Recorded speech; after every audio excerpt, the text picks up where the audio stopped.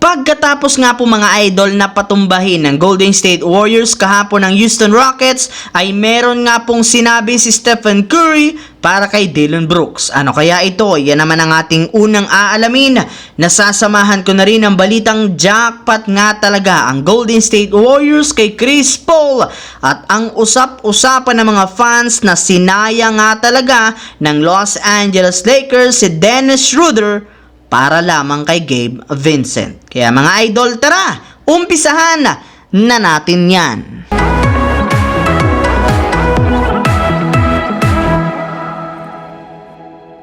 Ang videong ito mga idol ay hatid sa inyo ng Aurora Game, isang play-to-earn mobile app na kung saan pwede kang kumita habang nag-e-enjoy ka. Maraming mga games dito mga idol gaya ng Color Game na alam kong siguradong mananalo kayo. Dragon versus Tiger na simple lang pipili ka lang kung Dragon ba o Tiger ang mananalo. Meron ding Toss a Coin na alam kong alam nyo na at marami pang iba. Sobrang dali lang mag-register, gamit lang ang iyong mobile number, hintayin ang verification code at gumawa ng password. Madali lang din mag-cash in at pag panalo, cash out agad gamit ang iyong GCash account. Kaya ano pang hinihintay nyo mga idol?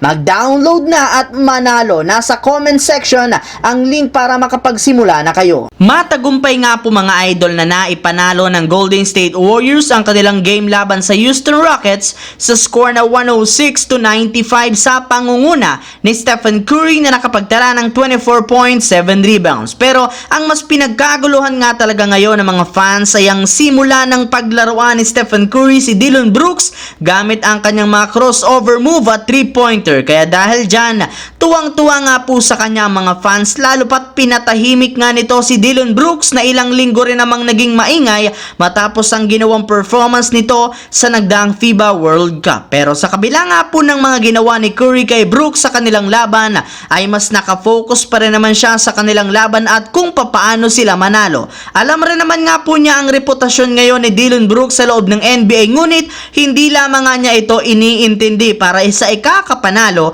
ng Golden State Warriors. And speaking of Warriors mga idol, diretso tayo sa ating pangalawang storya sa balitang jackpot nga po ang kanilang team kay Chris Paul. Kasabay nga po mga idol ng pagkapanalo ng Warriors kontra sa Rockets, nakapagtala rin naman nga ditong muli si Chris Paul ng 8 points, 5 rebounds, 7 assists sa kanyang 3 out of 8 shooting off the bench.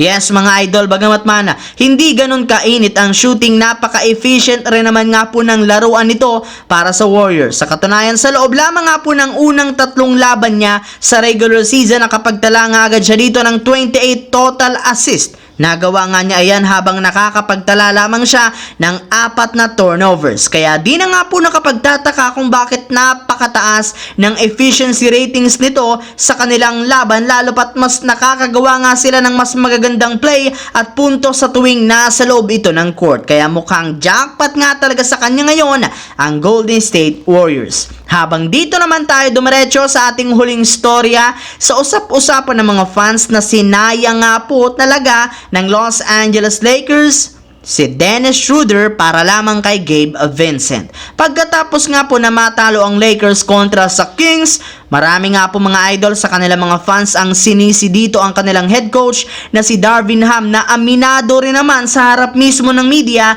na nagkamali siya sa kanyang ginawang rotation ngayon. May ilan rin naman nga po mga fans ang tuluyan ang nanghihinayang sa pagkawala sa kanilang team ni Dennis Schroeder, gayong sinaya nga talaga ito ng Lakers para lamang makuha si Gabe Vincent na patuloy pa rin namang nag-i-struggle sa kanya mga ginagawang 3-pointer.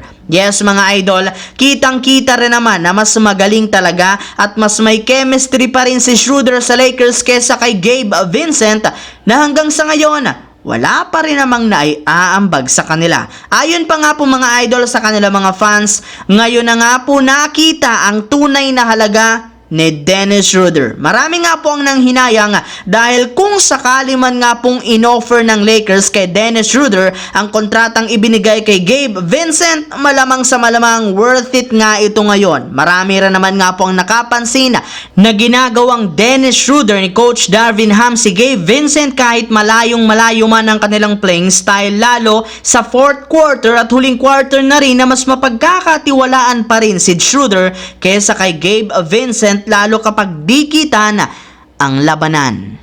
Yun lamang mga idol ang ating bagong video ngayon na ating pinag-usapan dito. Once again, this is your J-Zone TV. Huwag kalimutang mag-like at syempre mag-subscribe. Pindutin na rin ang notification bell sa akin channel para lagi kayo maging updated sa mga videos na pinapalabas ko. Isang malaking shoutout sa lahat ng solid na lagi nakaantabay at laging nanonood dyan. Thanks for watching, mga idol.